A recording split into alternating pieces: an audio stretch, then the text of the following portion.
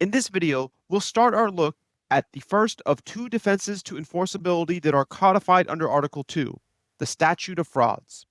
The Statute of Frauds is a topic that you are already no doubt familiar with because it also applies in the context of the common law of contracts.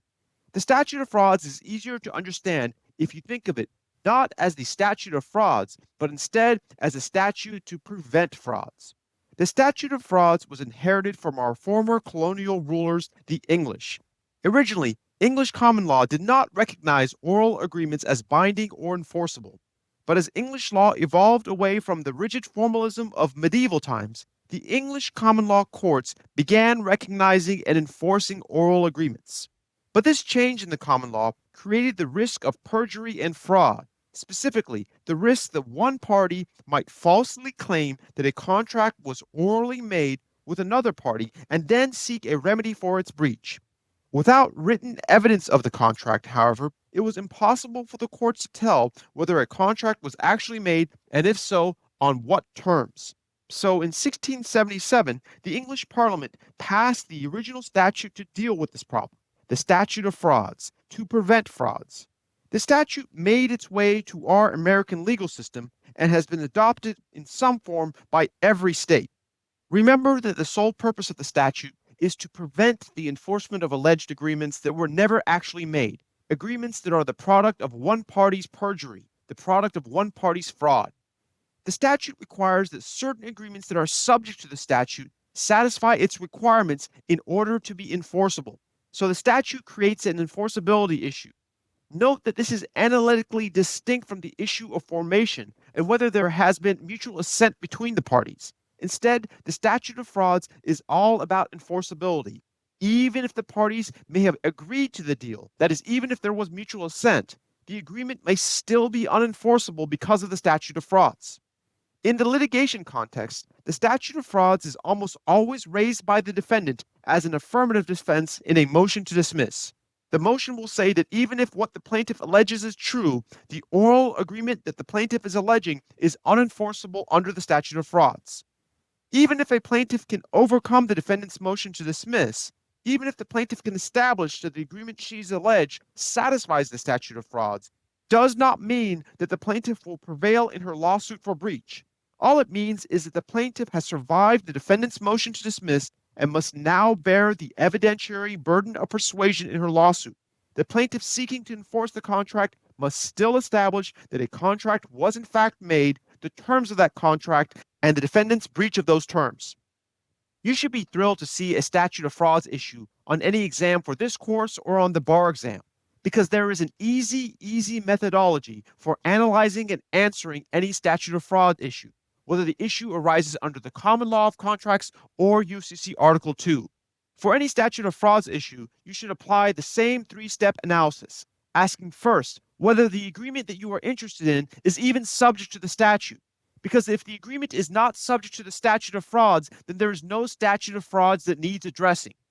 If, however, the agreement you're interested in is subject to the statute, then you must move on to the second step of the analysis, which asks, is there sufficient writing to comply with the requirements of the statute?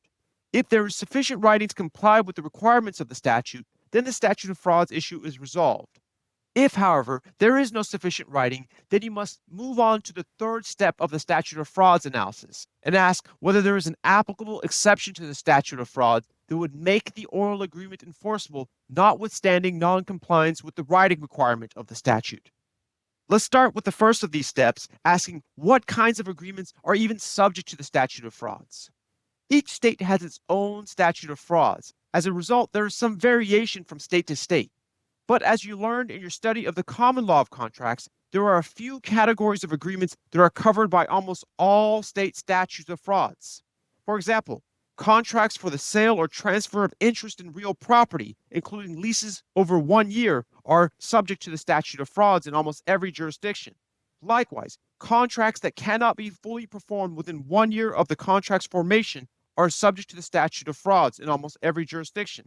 There are also less important categories of contracts that may be subject to the Statute of Frauds, including contracts made in consideration of marriage or contracts for surety, that is, contracts to pay the debt of another. All of these categories of contracts are beyond the scope of this course, although you can consider this all bonus bar exam review. What is important for this course is that UCC Article 2 adds another important category of contracts. Specifically, 201 says that contracts for the sale of goods for a price of $500 or more are subject to the statute of frauds. In particular, 201 subsection 1 reads that except as otherwise provided in this section, a contract for the sale of goods for the price of $500 or more is not enforceable unless there is a record sufficient to indicate that a contract for sale has been made between the parties and signed by the party against whom enforcement is sought. So, every contract for the sale of goods for a price of $500 or more is unenforceable unless it satisfies the requirements of 201. Note that this $500 threshold has not been changed since 1952 when Article 2 was first promulgated, and inflation since that time has meant that more and more contracts are now subject to the statute. Even relatively small transactions are now covered by the statute of frauds.